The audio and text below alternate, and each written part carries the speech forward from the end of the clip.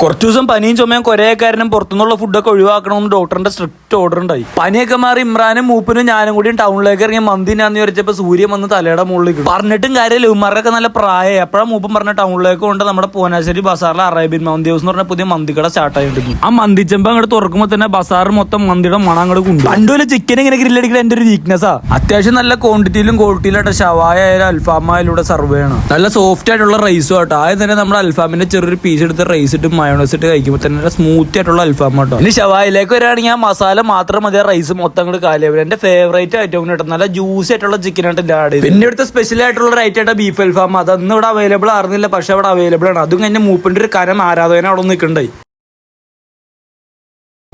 എന്റെ ഡാഡി ശരിക്കും പറഞ്ഞ അണ്ടർ റേറ്റഡ് സ്പോട്ട് തന്നെയായിട്ട് ഇത്. വൈകിട്ട് കഴിക്കാൻ വേറൊരു ആംബിയൻസിൽ ഔട്ട്ഡോറിൽ നമുക്ക് ഇവിടെ നിന്ന് ഫുഡ് കഴിക്കാം.